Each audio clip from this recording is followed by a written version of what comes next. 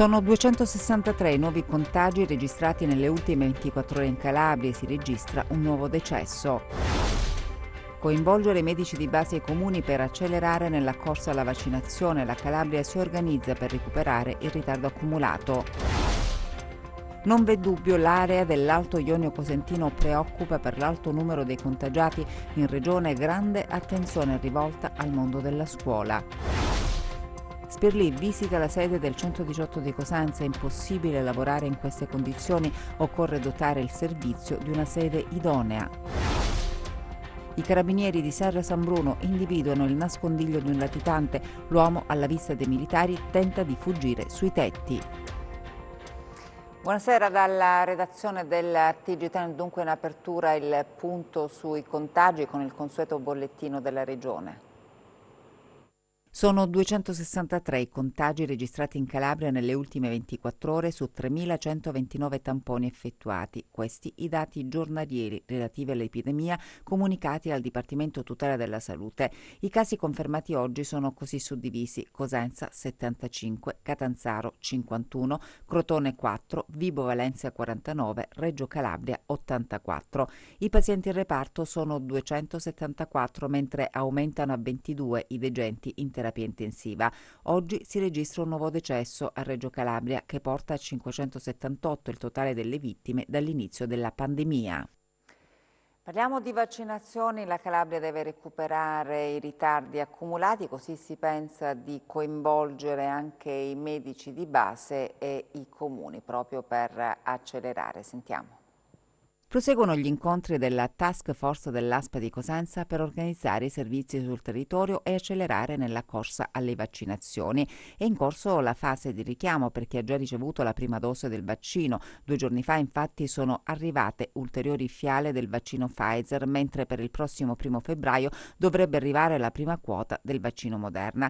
Adesso dunque si pensa alle altre fasce della popolazione, in particolare agli ottantenni. Prossimo passo: coinvolgere i medici di base. È già in programma per l'inizio della prossima settimana un incontro proprio con l'organizzazione della FIMG, con il dottor Dingianna, proprio perché si possa, insieme al coinvolgimento dei sindaci, non solo predisporre una puntuale anagrafica degli aventi diritto, cioè degli ottantenni eccetera, ma contiamo di attivare con dei nostri mezzi, con delle nostre squadre mediche e paramediche specializzate, il raggiungimento dei territori in modo tale da avere la massima adesione possibile sui vaccinanti e limitare quelli che sono gli spostamenti verso i centri. Quindi con una pianificazione e una collaborazione tra i vari attori sociali, quindi comuni, medici di famiglia e ASP, contiamo di realizzare già da qui a 10 giorni questa seconda fase. E intanto l'ASP di Cosenza pubblica i dati relativi al contagio sul territorio provinciale. L'area di Corigliano Rossano, quella maggiormente colpita, ma diversi centri della provincia presentano più di 100 casi attivi. Una doccia fredda per l'area di Corigliano Rossano, la lettura della tabella diffusa dall'ASP sulla situazione Covid in provincia di Cosenza. 912 gli attualmente positivi nell'area urbana della città unica dello Ionio. Dati non aggiornati, si specifica, e numeri che potrebbero essere inferiori, ma resta il fatto che c'è uno scarto evidente rispetto al resto del territorio, se è vero che l'altra vasta area urbana, quella di Cosenza Rende, seppur con una densità abitativa maggiore, registra un numero di casi nettamente inferiore. Tra i comuni più colpiti del territorio provinciale, Castrovillari con 202 casi, Cassano allo Ionio dove sono 190, Acri con 161, Belvedere Marittimo con 121. Diversi i centri con più di 50 casi attivi: Montalto, Luzzi, Casali del Manco, Paola di Pignano e Terranova da Sibari. Situazione non proprio tranquillizzante a pochi giorni dalla ripresa delle lezioni in presenza nelle scuole superiori e con diversi istituti già in allarme. Sul territorio regionale sono numerose le scuole che hanno dovuto disporre la chiusura di classi e plessi. Alla Lamezia il comprensivo Don Bosco ha sospeso le lezioni in presenza per la positività di un docente, chiusura di tutte le scuole a San Lucido e bambini di una classe della primaria in quarantena, così come quelli che hanno viaggiato su un pulmino che effettua la corsa per San Lucido Superiore. Scuolabus sotto osservazione anche a Cinquefrondi. La positività dell'autista ha costretto il sindaco Conia a emettere le ordinanze di quarantena per chi ha avuto contatti con il conducente. Intanto prosegue la campagna vaccinale, 27.325 le dosi inoculate finora sulle 49.810 a disposizione. La Calabria non ha problemi di approvvigionamento per effettuare la seconda dose, ma bisogna accelerare per coprire nel minor tempo possibile un'ampia parte della popolazione. Con l'arrivo delle nuove forniture del vaccino Pfizer e le dosi di Moderna si dovrà dare seguito a quanto scritto nel piano regionale, aumentando i punti di vaccinazione disponibili sul territorio. Se poi nel mese di febbraio si potrà contare anche sull'antidoto realizzato da AstraZeneca, allora si potrà parlare di vaccinazione di massa. Preoccupa dunque il contagio a Corigliano Rossano, così il sindaco Flavio Stasi, come aveva già anticipato ieri nel corso delle edizioni del nostro TG, ha firmato una nuova ordinanza che durerà fino al 15 febbraio, quindi stop a qualsiasi tipo di assembramento negli spazi pubblici della città davanti agli esercizi commerciali, chiusi i parchi, le piazze, le ville comunali, lo stop alle attività motorie, alle attività ludiche, l'utilizzo delle panchine. Si potrà entrare poi negli esercizi commerciali un solo membro a famiglia. Vi mostriamo adesso in anteprima l'ambulatorio mobile in dotazione all'USCA di Cosenza che permetterà di effettuare i tamponi anche in piccoli paesi e nelle scuole. L'ambulatorio mobile, il primo e il più grande della provincia di Cosenza, che attualmente si trova all'interno dell'area USCA di Via degli Stadi, ma già da domani sarà impiegato su tutto il territorio cosentino per lo screening scolastico. Servirà per lo screening sul territorio, in particolar modo partiremo già da domani con lo screening di massa nelle scuole. La prima scuola sarà quella di Lago con oltre 200 bambini ed effettueremo, come da ultime normative, i tamponi rapidi. Tamponi rapidi che come ben sappiamo ci permettono di avere il risultato entro 15 minuti, quindi ci danno un'idea veloce sullo stato di salute di una popolazione per permettere appunto il rientro nelle scuole in totale sicurezza. Il soggetto che risulta positivo al tampone rapido viene messo in isolamento ed effettuerà un tampone molecolare di controllo dopo 10 giorni. Ricordiamo infatti che il tampone molecolare resta il gold standard nell'indagine epidemiologica per SARS-CoV-2. La caratteristica principale del camper della salute è essere considerato a tutti gli effetti una struttura sanitaria, in particolare è dotato di 4 ambienti separati che possono essere utilizzati per interventi medico-infermieristico. Il paziente che arriva passa dalla sala d'attesa. Esatto, dalla prima entrata e ha una seconda uscita per favorire il distanziamento. Esattamente. Ambulatorio 2 con i frigoriferi. I frigoriferi per cosa servono? Per mantenere appunto la catena del freddo nel trasporto di eventuali tamponi molecolari. Per il tampone rapido non è necessario. Potrebbe essere utile anche nel trasporto di eventuali dosi di vaccini, se dovesse essere necessario. Un altro strumento per combattere l'avanzata del Covid-19, la possibilità di spostamento dell'ambulatorio mobile permetterà agli operatori sanitari di lavorare ogni giorno in aree diverse, anche all'interno della stessa area provinciale. Un lavoro ancora più efficace e mirato sul territorio, ancora più utile nella seconda parte della campagna vaccinale, quando bisognerà raggiungere fasce di popolazione geograficamente svantaggiate. Ci auguriamo che possa essere utilizzato anche per la somministrazione delle dosi vaccinali sul territorio, pur non avendo ad ora avuto disposizioni in tal senso. Il presidente facente funzione Nino Spirlì ha visitato la sede del 118 di Cosenza, ha detto impossibile lavorare in queste condizioni, occorre dotare il servizio di una sede idonea. Visita istituzionale del presidente facente funzione della regione Nino Spirlì nella sede del 118 di Serraspica a Cosenza. Accompagnato dall'assessore al lavoro Fausto Orsomarso, Spirlì è stato accolto dal commissario straordinario dell'ASP di Cosenza Vincenzo La Regina e dai responsabili del 118. C'è bisogno di una nuova sede, ha sottolineato il presidente facente funzioni. È una situazione un po', come si può vedere, abbondantemente ingiustificabile. Questa è una situazione che cerca soluzione, che va trovata assolutamente. Il 118 ci sta sorreggendo in questa annata maledetta in maniera forte e corposa, non ha mai fermato un attimo le sue macchine, i suoi uomini, tutta l'energia che sta mettendo è veramente incredibile a sostegno di questa Calabria che continuamente viene come dire, schiaffeggiata da questo virus, ma che fortunatamente non soccombe, ma se non soccombe la spina dorsale della resistenza è data proprio dagli uomini e dalle donne del 118. Quindi quello che dobbiamo fare oggi è prendere tutte le informazioni possibili e immaginabili, trasformarci in ambasciatori nelle sedi opportune che non sono solo le nostre ma sono quelle che condividiamo anche con il commissario ad acta e cercare di risolvere al più presto, anzi di risolvere subito questa situazione. Completata in una settimana la prima fase di vaccino anti-Covid all'ASP di Crotone, questo ha permesso di avere al completo le forniture per il richiamo, è quanto affermato dal neocommissario dell'ASP Domenico Sperlì incontrando i giornalisti. Senso del dovere e della legalità, le direttrici su cui si muoverà il neocommissario dell'azienda sanitaria di Crotone, Domenico Sperlì, che ha incontrato i giornalisti. Il dottor Sperlì arriva da Cosenza, dove per anni ha guidato da primario il reparto di oncoematologia pediatrica. La situazione trovata all'ASP di Crotone, dice, è meno grave di quello che si racconta e sul fronte vaccini rassicura. Il piano vaccinale è sicuramente un bilancio assolutamente positivo, ma non lo dico io, lo dicono a livello regionale, dove abbiamo trasmesso i dati e dove hanno constatato che abbiamo proseguito in questa attività in maniera molto celere, realizzando il primo obiettivo, quello di completare per le categorie a rischio, fatte salve alcune persone che sono rimaste fuori ma per indisponibilità di vaccino, abbiamo completato la fase di somministrazione della prima dose di vaccino. L'azienda sanitaria di Crotone non fa eccezione in Calabria e necessita, dice il neocommissario, di più risorse umane, non solo per i tamponi. Noi vorremmo avere a disposizione più risorse umane, ma non solo in riferimento all'esecuzione dei tamponi, ma le posso assicurare che l'avvio della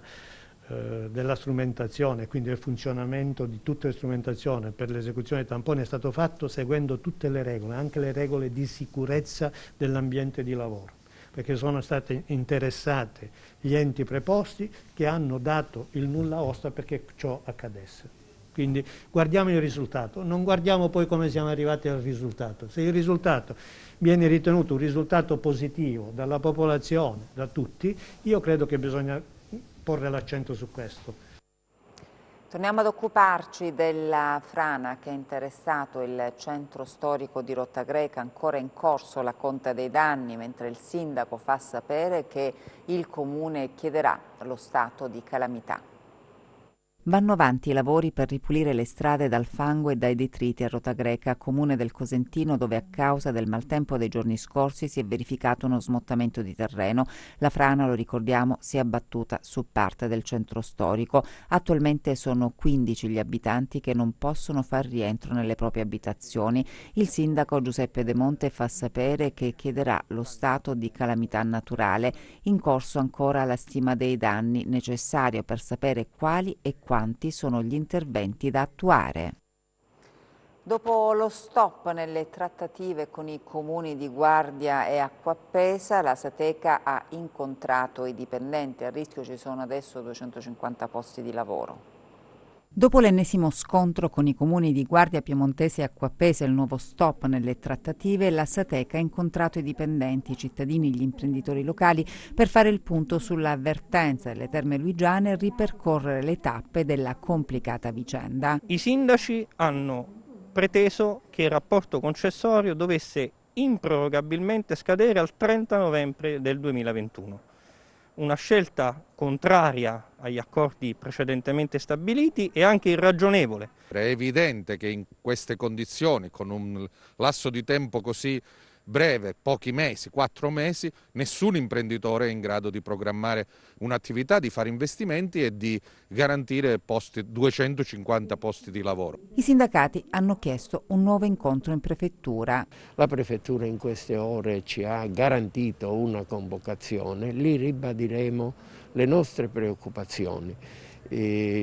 Credo che la chiusura e l'ipotizzata ormai chiusura delle terme, se le cose non cambiano, va a incidere sull'economia del territorio. Rabbia e amarezza tra i lavoratori che chiedono l'intervento della Regione. Siamo pronti a restituire, a consegnare le tessere elettorali perché non ci sentiamo assolutamente rappresentati, non siamo stati tenuti nella benché minima considerazione. Inchiesta della Procura di Paolo, un sistema avrebbe dirottato commesse pubbliche verso imprese appartenenti ad un cartello, 18 gli indagati. Un'associazione per delinquere, attiva tra la Calabria, l'Alto Tirreno Cosentino in particolare, e la Basilicata, avrebbe operato per condizionare gare relative ad appalti pubblici. La Procura della Repubblica di Paola, diretta da Pierpaolo Bruni, ha eseguito perquisizioni e sequestri nell'ambito di un'indagine che vede 18 persone indagate per reati contro la pubblica amministrazione, dalla truffa alla turbata libertà degli incanti, alla corruzione, fino alla violazione della legge Anselmi, che vieta la costituzione delle logge massoniche coperte. Alcuni professionisti farebbero parte, infatti, di una loggia massonica deviata che avrebbe agito per pilotare le gare in favore di imprese appartenenti ad un cartello. I carabinieri di Serra San Bruno hanno individuato il nascondiglio di un latitante. L'uomo, alla vista dei militari, ha tentato di fuggire sui tetti. Le tegole rotte al passaggio del latitante che ha cercato di fuggire sui tetti delle abitazioni del centro storico di Gerocarne. Giovanni Emanuele, 33 anni, era irreperibile dal 23 novembre 2020. L'uomo, che deve scontare una pena di 7 anni e 8 mesi, è stato inseguito e bloccato dai carabinieri della compagnia di Serra San Bruno, unitamente al nucleo investigativo di Vibo Valentia e allo squadrone Liportato Cacciatori Carabinieri Calabria. Il latitante, individuato in un'abitazione nella parte vecchia del paese, dove aveva installato un sistema di videosorveglianza, accortosi della presenza delle forze dell'ordine, ha tentato di scappare. Fermato, il 33enne è stato portato nel carcere di Vibo Valentia, disposti domiciliari anche per il fratello di Emanuele, che ha tentato di aiutarlo nella fuga. A Reggio Calabria invece è confiscato un ingente patrimonio ad imprenditori ritenuti vicini alle cosche. Oltre 124 milioni di beni confiscati, e questo è il valore patrimoniale del provvedimento che la Guardia di Finanza ha eseguito nei confronti degli imprenditori Luigi Bagalà, 75 anni, Francesco Bagalà, 44 anni, Giuseppe Bagalà, 65 anni e Francesco Bagalà, 33 anni, indiziati di essere intranei alla cosca Piromalli di Gioia Tauro. Il provvedimento è stato eseguito dagli uomini del Comando Provinciale delle Fiamme Gialle di Reggio Calabria e del Servizio Centrale Investigazioni Criminalità Organizzata, con il coordinamento della Procura di Reggio Calabria. Il patrimonio confiscato è costituito da 4 società, un'impresa individuale, quote societarie di 6 società di capitali, 67 fabbricati, 91 terreni, 7 autoveicoli, 20 rapporti bancari e assicurativi, 4 orologi di pregio e denaro contante. Il provvedimento di confisca arriva dopo il sequestro dei beni deciso dal Tribunale di Reggio Calabria su richiesta della Procura. I Bagalà sono citati e monitorati da tempo a seguito di importanti indagini. Citiamo l'operazione Ceralacca, l'operazione Cumbertazione, l'operazione Martingala e l'inchiesta denominata Waterfront, condotte dal gruppo Investigazione Criminalità Organizzata di Reggio Calabria e dallo SCICO. Investigazioni che portarono a provvedimenti restrittivi personali per associazione mafiosa e altri reati fine e appunto a misure cautelari di sequestro di beni. Vediamo come ha chiuso oggi la borsa.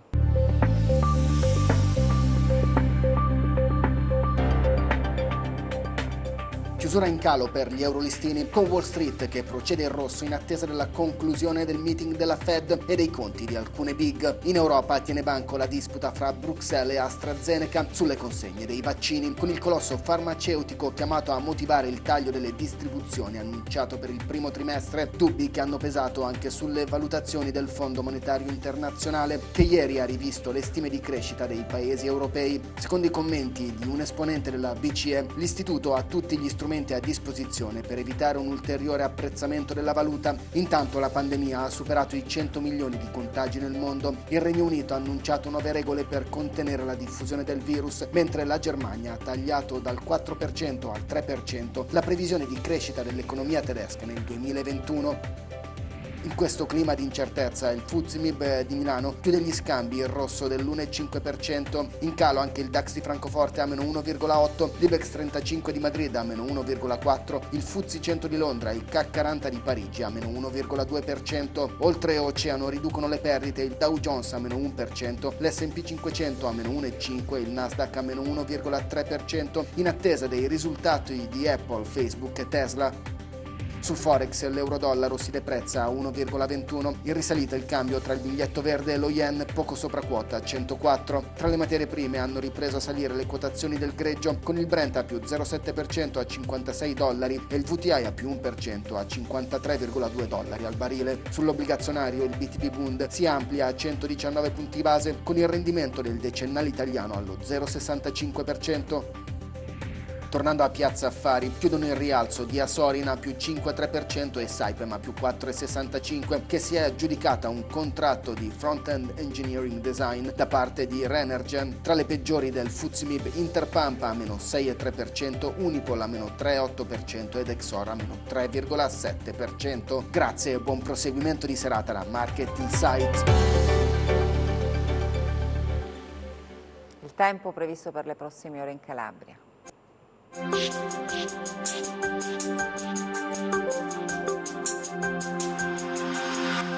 Ben ritrovati da Meteo in Calabria. Archiviata la fase di maltempo. Nelle prossime 48 ore saremo interessati da correnti fredde e secche in discesa dai Balcani. Domani in nottata e al primo mattino possibili isolati piogge sul medio-basso versante tirrenico con qualche fiocco di neve sui relativi monti. In giornata generalmente ampie schiarite ovunque. In serata poi nuovo peggioramento su Alto Tirreno Cosentino, temperature in graduale aumento. Domani mosso il Tirreno, poco mosso lo Ionio, venti deboli dai quadranti occidentali. Per essere sempre aggiornati sull'evoluzione delle condizioni meteo vi rimando, oltre al nostro sito www.meteoincalabria.com, anche alla nostra pagina Facebook Meteo in Calabria. Vi lascio adesso alla nostra copertina di chiusura dedicata alla giornata della memoria. Grazie per l'attenzione e buon proseguimento di serata.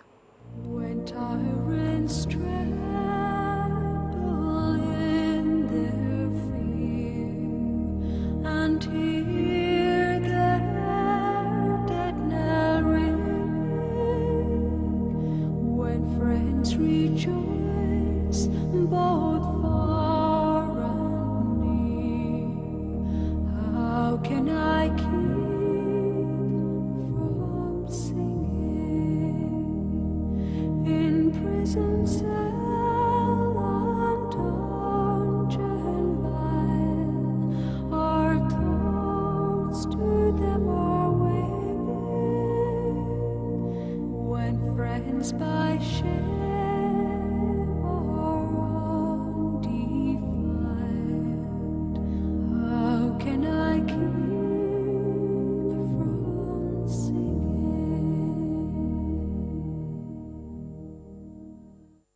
Lo sterminio vuol dire eradicare completamente una nazione ed è un genocidio che non si ripete mai più, che l'odio genetico razziale è un crimine in sé, che l'invocazione dell'inferiorità razziale è un crimine in sé, che non possiamo escludere, non possiamo deumanizzare gli altri, per quanto siano sporchi, diversi, cattivi, zoppi, non li possiamo escludere, perché sennò ci avviamo verso il possibile sterminio. L'Auschwitz deve servire da ricordo, ma anche da ricordo della resistenza.